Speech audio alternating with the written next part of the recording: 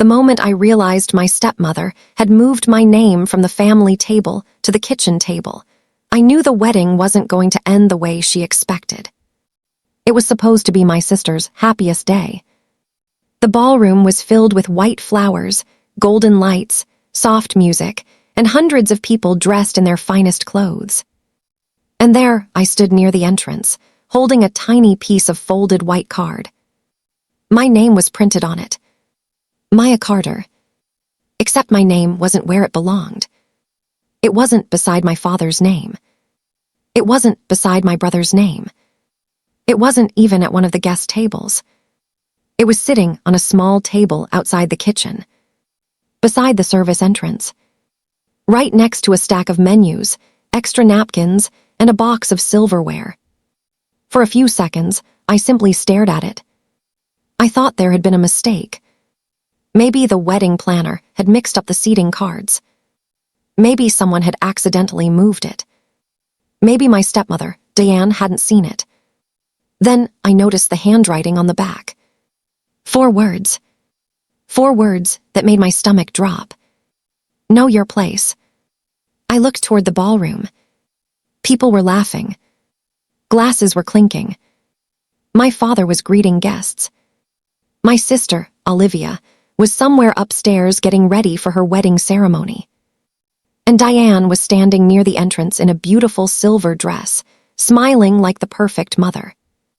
Then she looked directly at me. Our eyes met. She didn't look surprised. She smiled. Not a warm smile. A knowing smile. The kind of smile that says, yes, I did it. I walked toward her. Diane. She turned slowly. Oh, Maya, you're here. I almost laughed. Of course I'm here. It's Olivia's wedding. She looked me up and down. You look appropriate. There was something strange about the way she said that word. I held up the name card. Is this yours? She glanced at it. Then back at me. Oh. Just one little word. No apology. No confusion. Nothing. You were sitting at table 3, I said. I changed the seating. Why? She leaned closer. Because there are certain places that belong to family. I stared at her. I am family. Her smile disappeared. No, Maya. She lowered her voice. You're your mother's daughter. That sentence hurt more than I expected. Because my mother had been gone for 12 years. And Diane knew exactly what that meant to me. My mother, Elena, had been the person who taught me how to stand up for myself. She used to say, people will tell you where you belong, don't let them decide. Diane had never liked that about her. Not once. She had entered my father's life 2 years after my mother's passing. At first I tried. I really did. I wanted my father to be happy. I wanted Olivia to have a peaceful family. I wanted us all to move forward. But Diane didn't want a family. She wanted a hierarchy. And in her hierarchy, she was at the top. My father came next. Olivia came next. And I was always somewhere near the bottom. Useful when she needed something. Invisible when she didn't. But that night was supposed to be different. Because Olivia had asked me personally to sit with the family. She had even told me 3 days earlier, Maya, I want you beside Dad during the reception. I remembered her words clearly. So I looked at Diane. Olivia told me I would be at table 3. Diane folded her arms. Olivia has been overwhelmed. I handled the seating. You changed it without telling her. I changed it because I had to. Why? She stepped closer. Because tonight is about Olivia, not you. I looked at the kitchen table. Then back at her. You put me there to embarrass me. She gave a small laugh. Don't be dramatic. I'm not being dramatic. You always make everything about yourself. I felt my face getting hot. Around us, people were moving through the ballroom. Nobody seemed to notice. Or maybe they noticed, and chose not to get involved. Then Diane whispered something I would never forget. "Know your place, Maya." And she walked away. I stood there holding that little card. For years, I had tried to earn my place in that family. That night, for the first time, I realized something. Maybe I had been asking for a place that was never meant to be given to me. Maybe I had been looking at the wrong table. But Diane had made one mistake. She thought moving my name tag would make me smaller. She didn't know that I had already spent years learning how to survive without her approval. And by the end of that wedding, she was going to learn exactly who she had underestimated. Because the name tag wasn't the worst thing she had done. It was simply the first thing I could prove. And I had no idea yet how much proof I was about to find. To understand why that little name tag hurt so much, you have to understand my family. My mother, Elena, had been the heart of our home. She was kind without being weak. She was gentle without allowing people to walk over her. And she had one habit that annoyed my father when they were younger.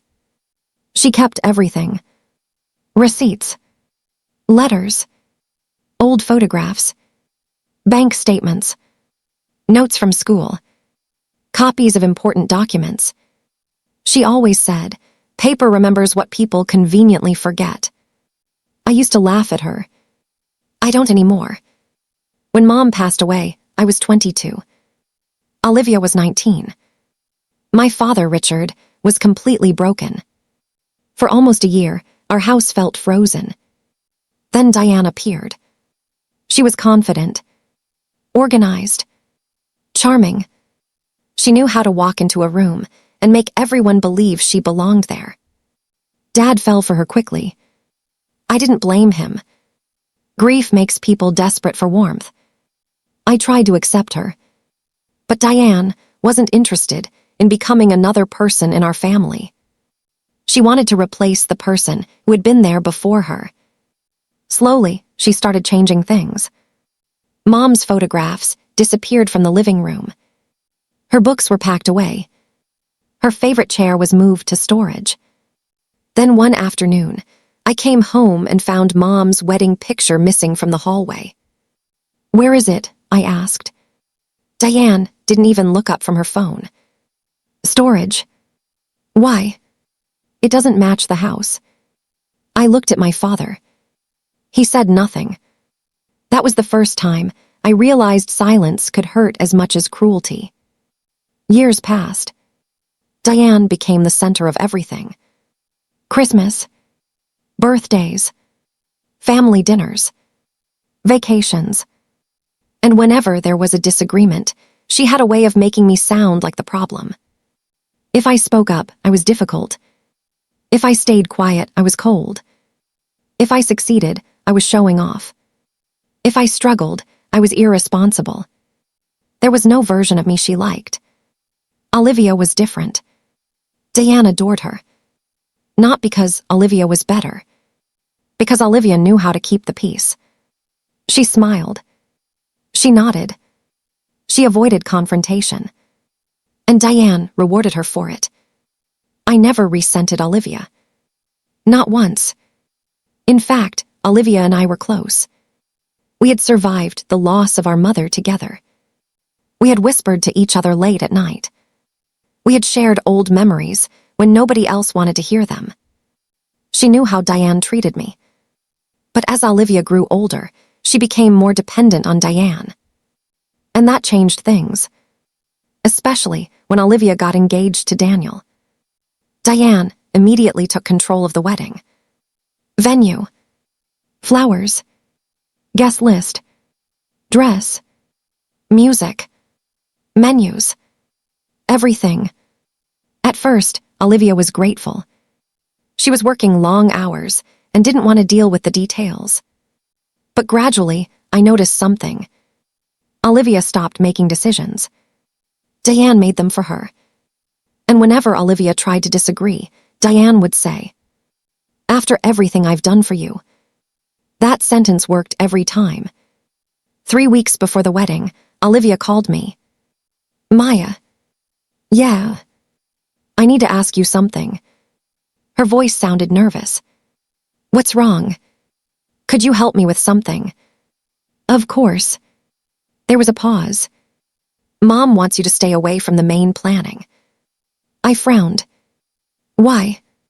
She says you're causing stress. I almost dropped my phone. May. That's not what I think. Then what do you think? I think she just wants control. I sighed. Olivia, it's your wedding. I know. You should tell her. I will. But she didn't.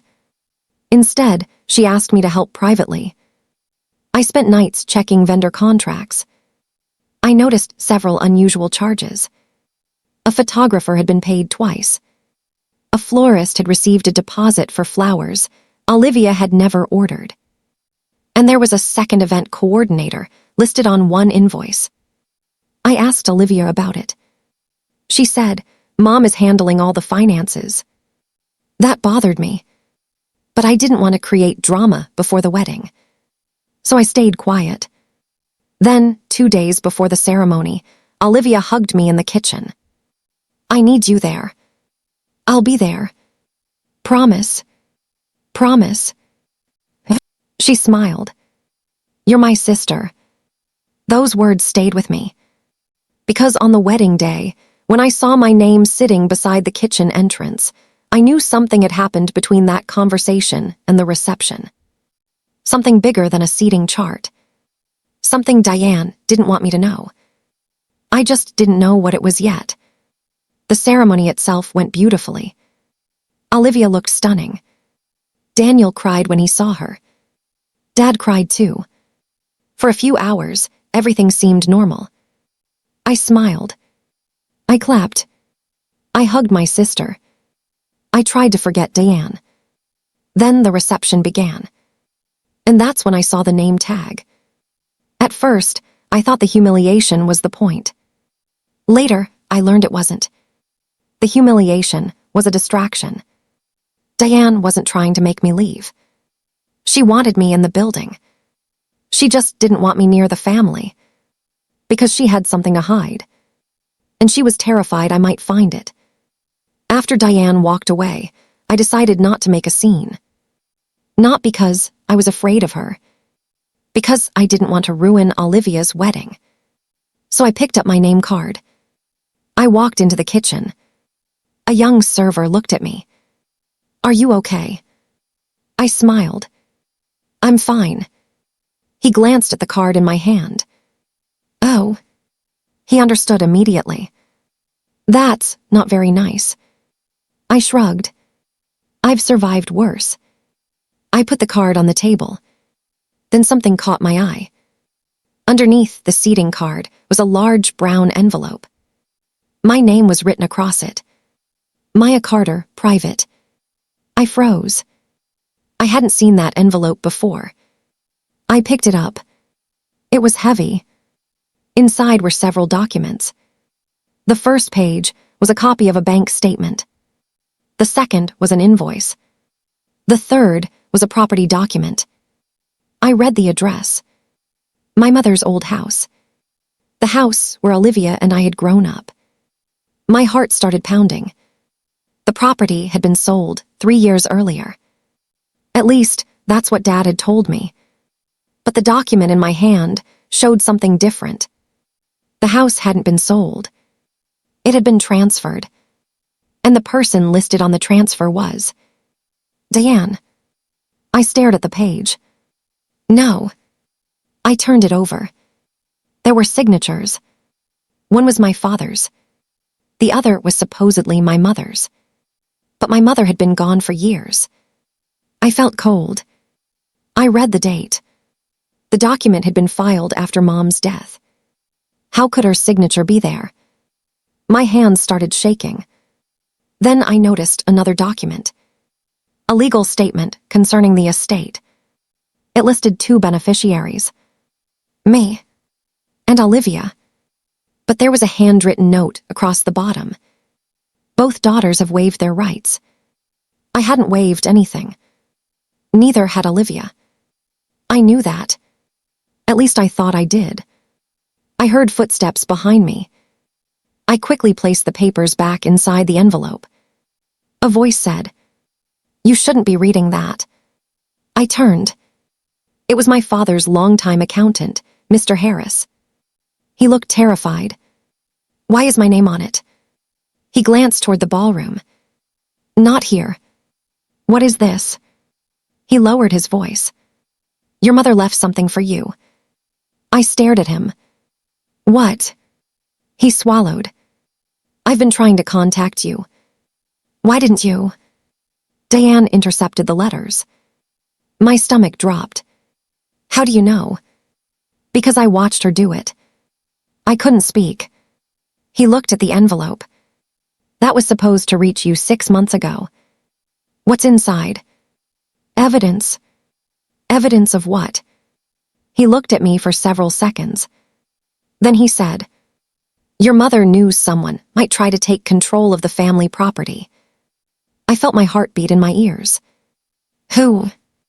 He didn't answer. He didn't have to. I already knew. "Diane." He looked away.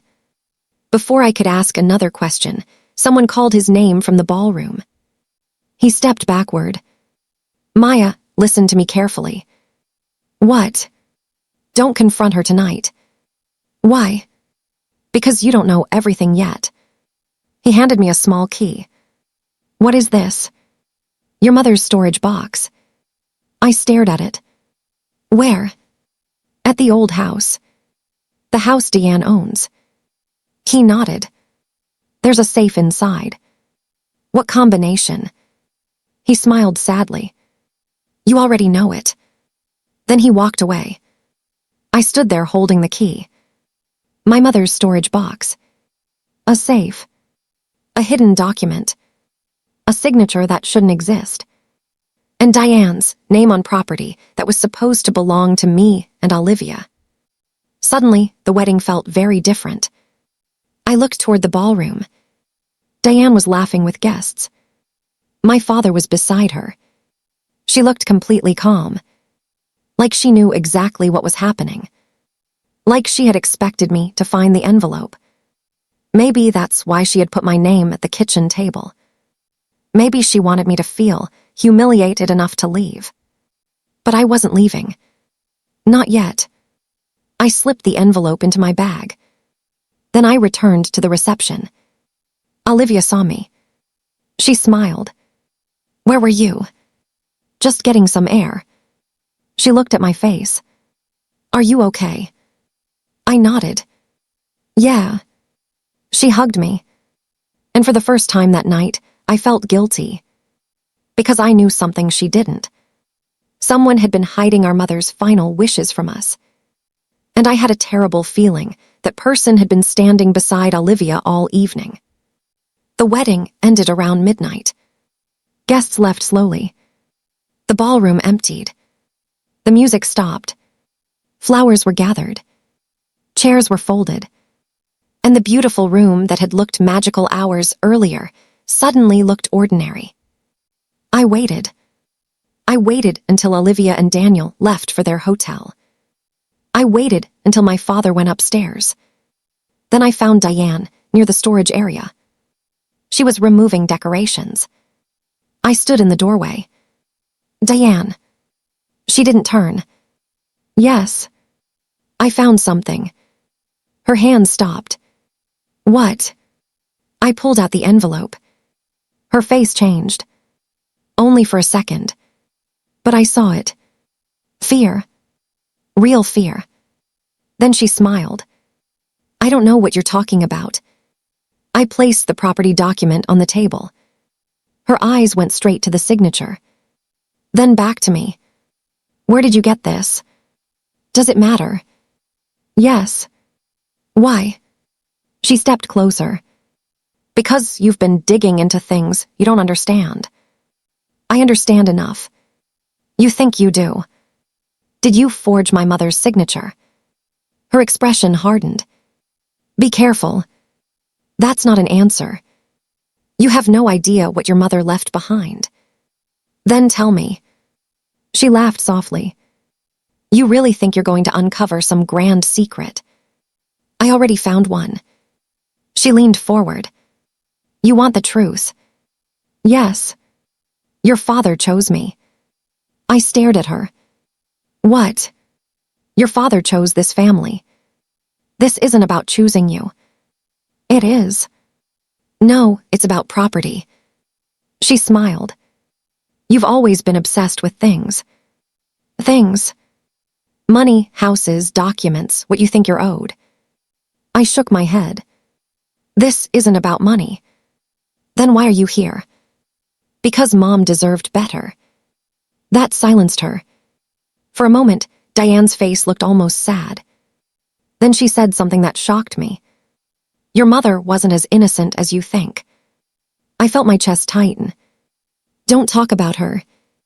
Why? Because you're afraid the truth might ruin the perfect picture you built in your head. You don't get to rewrite her. I don't need to. She walked past me. Ask your father. That sentence stopped me. Ask him what? She didn't answer. She just walked away. I found my father outside the ballroom. He was sitting alone. His tie was loose. His face looked exhausted. Dad. He looked up. You're still here. We need to talk. He sighed. I know. I sat beside him. Did Mom on the old house? He stared at the floor. Yes. Did she leave it to me and Olivia? Silence. Dad. Yes. Then why does Diane own it? He closed his eyes. Because I made a mistake. What kind? The kind you can't undo easily. I felt anger rising. Did you sign those papers? Some of them. Did you know about the transfer? I knew Diane wanted control of the property. That's not what I asked. He looked at me. Yes. The word broke something inside me. You knew. I thought I was protecting everyone. From what? Debt. I frowned. Diane had debts. He shook his head. No. Then who? He didn't answer. Dad. He looked at me. Me. I couldn't speak. He explained that after Mom died, the family finances had become complicated. Medical expenses. Legal expenses. Loans. Taxes. He had borrowed against the property. Diane had offered to help. But the help came with conditions. She wanted the house transferred into her control. Dad believed he could reverse it later. He never did. Why? He looked ashamed. Because by the time I understood what she'd done, I was already dependent on her. I stood. You let her erase Mom. I know. You let her take the house. I know. You let her treat me like I didn't belong. I know. His voice broke. I thought keeping peace was better than fighting. I stared at him. Peace for who? He looked at me. And that was when I realized something. Diane wasn't the only person who had betrayed me. My father had betrayed me too. Not with cruelty. With silence. And sometimes silence leaves a deeper wound. I walked away. But before I reached the door, Dad said, Maya. I stopped. There's something else. I turned. What? Your mother left a letter. My heart stopped. Where? With Mr. Harris. Why didn't you tell me? Because Diane threatened to leave. I stared at him. And you chose her. He didn't defend himself. He just looked down. I walked outside. The night air was cold. I held the small key Mr. Harris had given me. The old house was only 30 minutes away. And suddenly, I knew where I was going. Because if my mother had left a final message, I was going to read every word. The old house looked exactly the way I remembered it. The front garden was overgrown. The porch light was broken. The windows were dark. But when I unlocked the door, the smell hit me immediately. Old wood, dust, and something familiar. Home. I stood in the hallway for several seconds. I remembered running through those rooms as a child. I remembered Mom cooking in the kitchen. I remembered Olivia and me sitting on the stairs during thunderstorms. Then I noticed the painting. A landscape Mom had loved. It was hanging crookedly. I moved it. Behind it was a small metal safe. My hands shook as I inserted the key. The safe opened. Inside was a box. And inside that box was a letter. My name was written on it. Maya. I sat on the floor. I opened it. My mother's handwriting covered the page. I hadn't seen it in years. The first line made me cry. If you're reading this, then something happened that I hoped never would. I kept reading. I know you may be angry. I know you may feel that people you trusted have failed you, but don't let anger make your decisions. I wiped my eyes. There is something you must understand about our family. The house is not the most important thing. The truth is. I continued. Mom explained that she had created a legal trust for me and Olivia. The property could not be transferred permanently without both daughters being informed. If someone attempted to change ownership secretly, the trust would activate a review. Then came the part that shocked me. Mom had suspected someone might try. She had discovered financial irregularities before her death. Money had been moved. Documents had been changed. Accounts had been opened without clear explanations. She had started gathering evidence, but she never finished. At the bottom of the letter, she wrote, Maya, don't fight for the house because it is a house. Fight for the truth because it belongs to you. Then one final sentence. Trust the person who brings you facts, not the person who demands your loyalty. I read that line 3 times. Then I found another envelope. Inside were copies of bank records, invoices, emails, and photographs. One photograph showed Deanne meeting someone outside a law office. Another showed my father signing a document. But the most important document was a trust agreement dated 2 years before Mom died. It named me and Olivia as beneficiaries. Diane was not mentioned. Not once.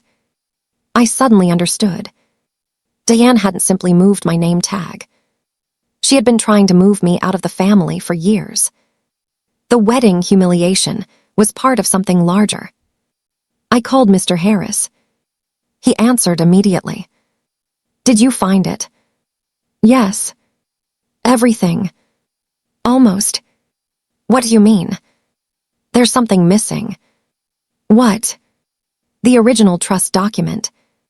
He was silent. Do you know where it is? I thought your father had it. He doesn't. Then Diane may have it. I looked around the room. Can she destroy it? Not if we have copies. Are the copies enough? For the first step. What is the first step? Legal review. I breathed deeply. What happens if the transfer was made using false information? Then the transfer can be challenged. And if someone forged a signature, that becomes much more serious. I looked at my mother's letter. Mr. Harris. Yes. How long have you known? About the property.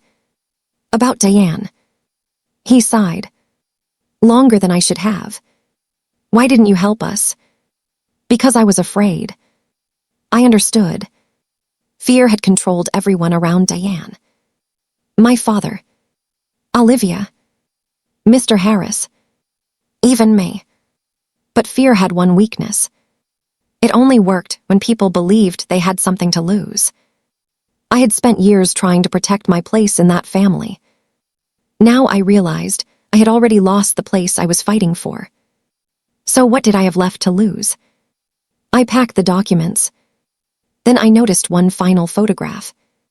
It was of Mom, Olivia, and me. We were standing in front of the house. Mom was smiling. On the back she had written, "This is yours because you belong here." I held the photograph against my chest. And for the first time that night, I smiled. Not because things were okay. They weren't. But because I finally knew what I was fighting for. Not revenge. Not money. Not even the house. Truth. And I was going to bring it into the light. The next morning, I did something I had never done before. I stopped asking my family for permission. I called a lawyer. Her name was Rachel Morgan. She was calm, direct, and unimpressed by drama. I spread the documents across her desk. She studied them carefully. "This is significant," she said. "Can Diane keep the property?" "That depends." "On what?" "On the original trust language, the transfer records, and whether your father had legal authority to make the transfer." "What about my mother's signature?" Rachel looked up. "That's the biggest issue. If it was forged, then everything connected to that signature needs to be reviewed." I nodded. "What should I do?" "Nothing publicly." I frowned. "What?" "Don't confront Diane." "But she knows I found the documents." "Good. Good. Let her think she understands your position." Rachel leaned back. "The strongest move you can make right now is silence." I remembered my mother's words. "Trust the person who brings you facts." Rachel was bringing facts. So I listened. For the next 2 weeks, I collected everything. Bank records, old emails, property documents, wedding invoices, messages from Diane, even the seating card. Yes, I kept it. The tiny card that said, "Maya Carter, kitchen table." And underneath, "Know your place." Rachel smiled when she saw it. "This could be useful. For a legal case. Maybe not directly." "Then why?" "Because it shows intent." I laughed. "She actually wrote that." "Apparently. She thinks she's untouchable." Rachel looked at me. "People who believe they're untouchable often make careless mistakes." And Diane did. A lot of them. She started sending messages. "Are you planning to make this ugly?" I didn't answer. Then, "Your father is disappointed in you." I didn't answer. Then, "Olivia's wedding was beautiful until you started causing problems." I didn't answer. Then came the message that changed everything. "You should be grateful I let you attend." I forwarded it to Rachel. She replied, "Keep everything." So I did. Meanwhile, I quietly contacted the people who had worked on my mother's estate. One attorney remembered the trust. A notary remembered witnessing my mother's signature. A bank employee remembered a disputed transfer. And then we found something extraordinary. The signature on the property transfer didn't match the signature on 3 other verified documents from the same month. The difference was small, but obvious to an expert. Rachel had it examined. The result came back. The signature was inconsistent. That didn't prove everything, but it opened a door. Then we found the financial records. Money had been moved from an account connected to the property. The transfers were made shortly before Diane took control of the house. And the money had gone to a company owned by Diane's brother. Suddenly, the wedding invoices made sense. The photographer, the florist, the extra event coordinator. They weren't random mistakes. Money had been moving, and someone had been hiding it. I sat in Rachel's office staring at the records. "How much?" She gave me the number. I couldn't believe it. It wasn't millions, but it was enough to prove a pattern. Enough to show that this wasn't about a simple misunderstanding. Diane had built a system, and she had expected nobody to look closely. Then Rachel said, We need Olivia. My heart sank. She'll be scared. Probably. She trusts Diane. Then give her facts. I called my sister. She came to my apartment that evening. I didn't accuse anyone. I didn't tell her what to think. I simply placed the documents on the table. She read them. Her face changed. No. I wish it wasn't true. Mom left this. Yes. Olivia kept reading. Then she found the property records. Why didn't Dad tell us? He was afraid. She started crying. I defended her. You didn't know. I told you that you were overreacting. I know. I'm sorry. I reached across the table. We're sisters. She looked at me. Do you hate me? No. After everything. No. She cried harder. Then she whispered, What do we do? I looked at her. We tell the truth. She nodded. And that was the moment my revenge changed. Because I wasn't going to destroy Diane. I wasn't going to embarrass her. I wasn't going to become like her. I was going to let the truth do what anger never could. I was going to put the facts on the table and let everyone decide where they belonged. Diane invited everyone to dinner 3 days later. I knew immediately why. She wanted control. She had probably sensed that Olivia was changing. My father had become distant, and I had stopped responding to her messages. So she gathered everyone around the same table. My father, Olivia, Daniel, Diane, and me. She smiled as we sat down. I think it's time we clear the air. I said nothing. Diane looked at Olivia. Your sister has been spreading accusations. Olivia looked at her. What accusations? Diane blinked. You know what I'm talking about. No. Diane looked at me. Maya. I calmly placed a folder on the table. Diane's smile disappeared. What's that? Documents. About what? The house. My father looked down. Diane stared at him. You told her. Dad said nothing. Diane's voice became sharper. This is ridiculous. I opened the folder. Mom's trust. Diane leaned back. That old nonsense. Olivia looked at her. Mom left a trust. Diane didn't answer. I continued. The property was meant to remain under the trust until both of us agreed to any transfer. Diane laughed. Your mother changed her mind. Then, where is the amended document? Silence. Show us. She looked at my father.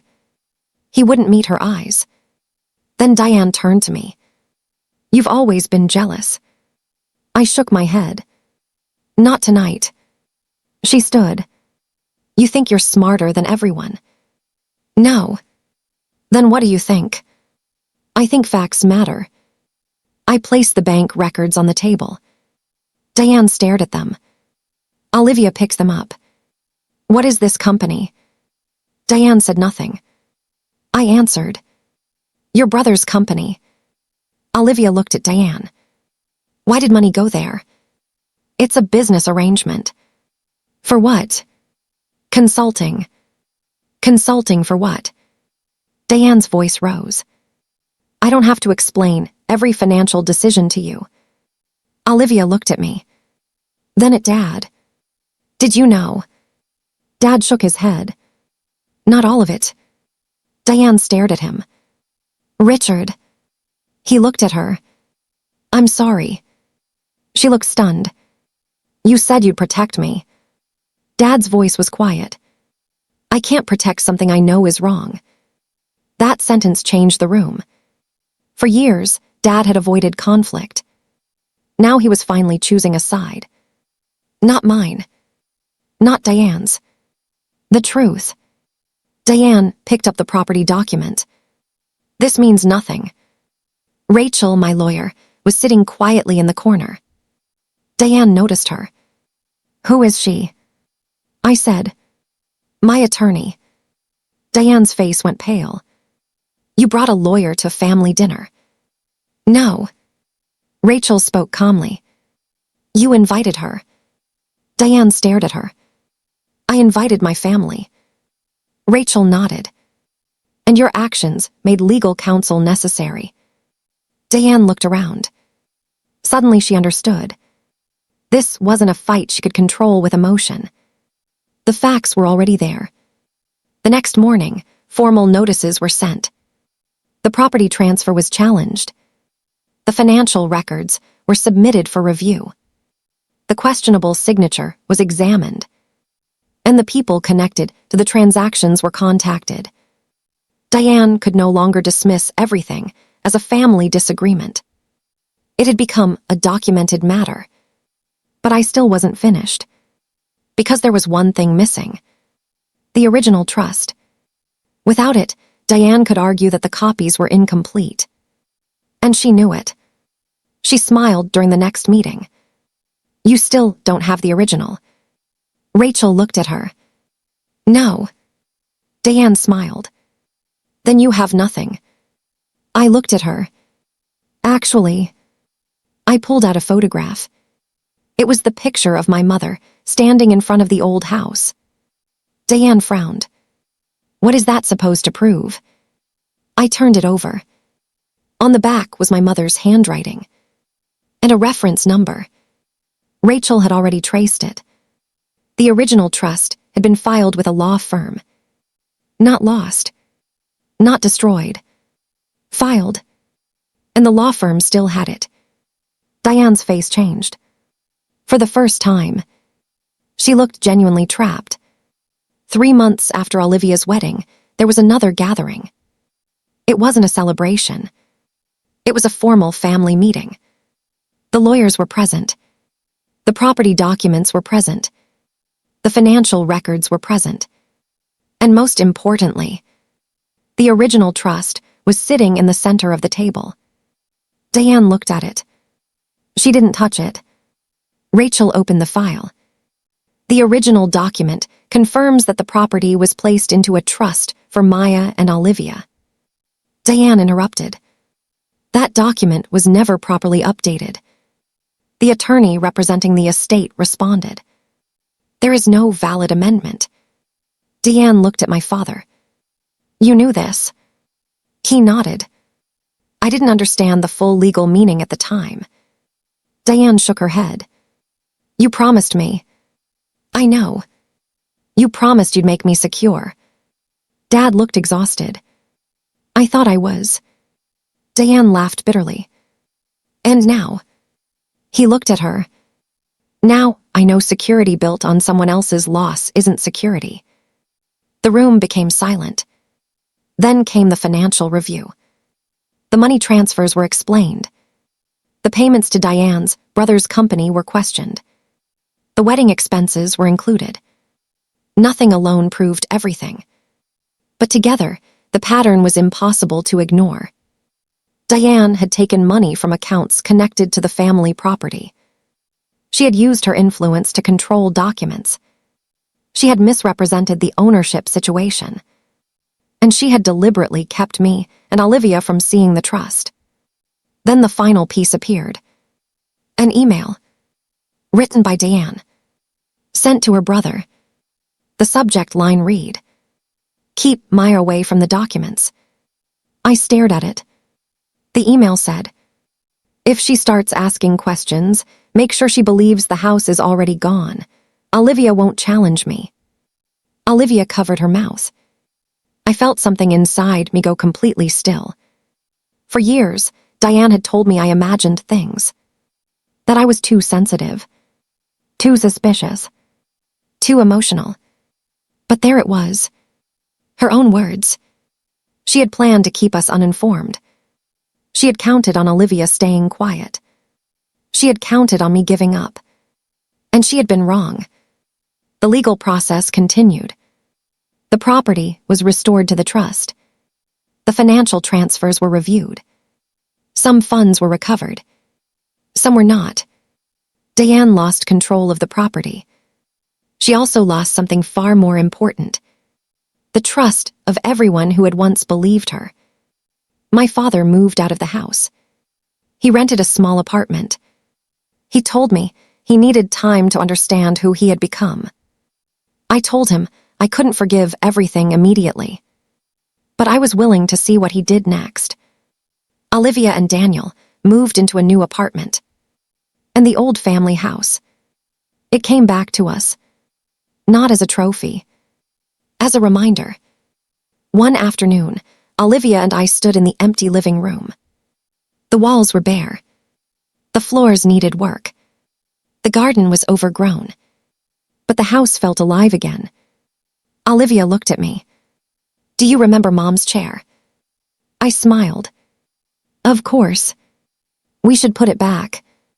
We found the chair in storage. It was dusty. The fabric was faded. But when we placed it by the window, the room suddenly felt familiar. I sat down. Olivia sat beside me. "We got the house back." I shook my head. "No." She looked confused. "We got the truth back." She smiled. "Mom would say the same thing." I looked out the window.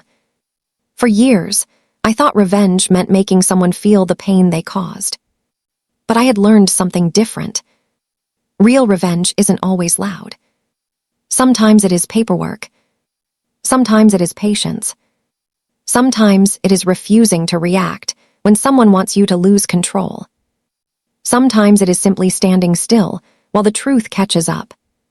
And sometimes, the strongest revenge is becoming the person they could never control. A year after Olivia's wedding, she invited me to dinner. She had a surprise. When I arrived, she handed me a small box. "Open it." I smiled. Inside was the name tag, the same one Diane had moved to the kitchen table. The words were still visible. Maya Carter. And underneath, "Know your place." I laughed. "You kept this." I stole it back. We both laughed. Then Olivia became serious. "I want you to keep it." "Why?" "Because I think you need to remember." "Remember what?" She looked at me. "That you never needed her permission." I stared at the card. She was right. For years, I had spent so much energy trying to prove that I belonged. But belonging isn't something another person can grant you. It isn't a seat at a wedding. It isn't a name on a table. It isn't a room in a house. It isn't someone's approval. It is something you know inside yourself.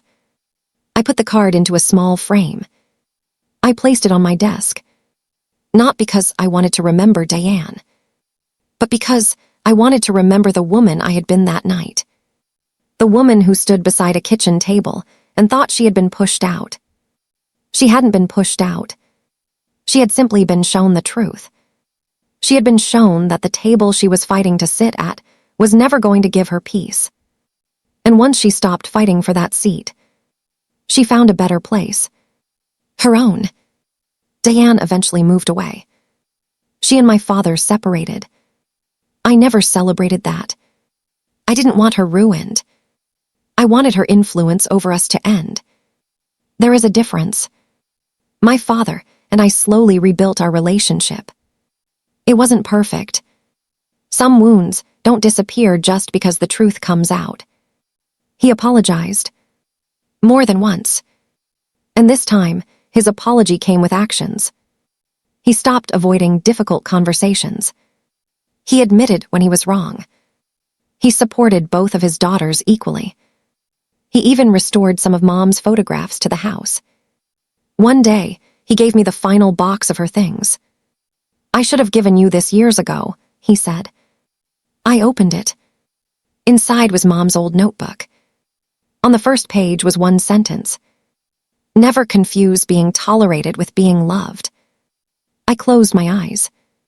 That sentence explained so much. I had spent years believing I had to earn my place. I thought if I was helpful enough, patient enough, forgiving enough, maybe Diane would accept me.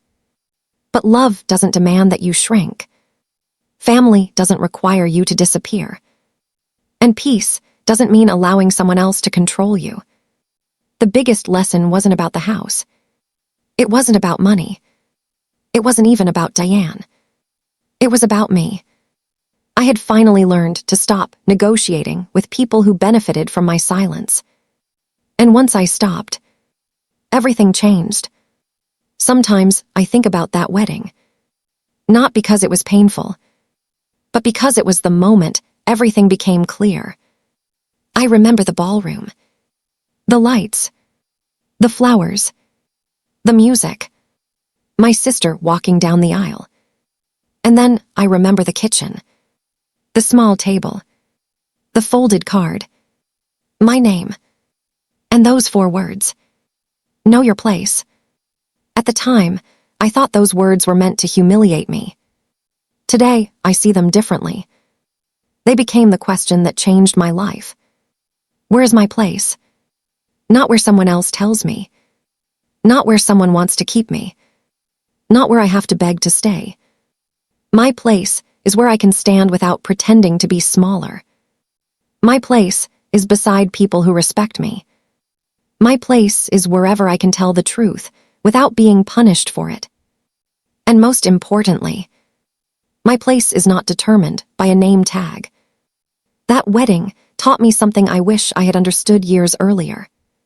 People who want control often make you believe that your biggest goal should be keeping your place in their world. They make you afraid to leave. They make you afraid to speak. They make you afraid of what everyone else will think. But sometimes the greatest freedom comes when you stop asking, "How do I stay?" and start asking, "Why am I still trying to?" I could have screamed at Diane. I could have embarrassed her in front of everyone. I could have ruined Olivia's wedding. But none of those things would have given me peace. Instead, I collected facts. I protected my sister. I trusted the process. And I let the truth speak. That was my revenge.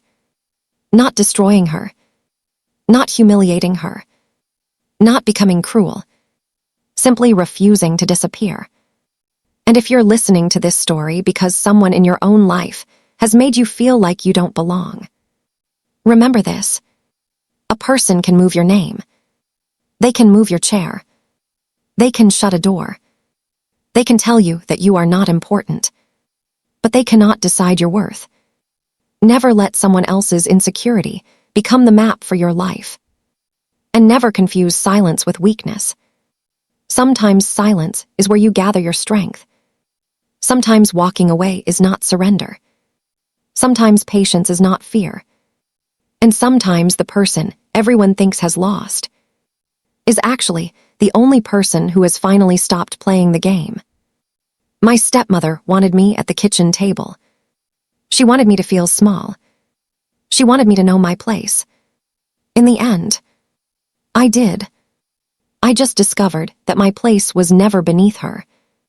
It was never behind her. It was never somewhere she could assign to me. My place was standing on my own feet, beside my sister, inside my mother's home, with the truth in my hands. And for the first time in my life, I didn't need anyone to tell me where I belonged. I already knew. I belonged at the table. But more importantly, I belonged to myself. And that was something no one could ever take away. The end.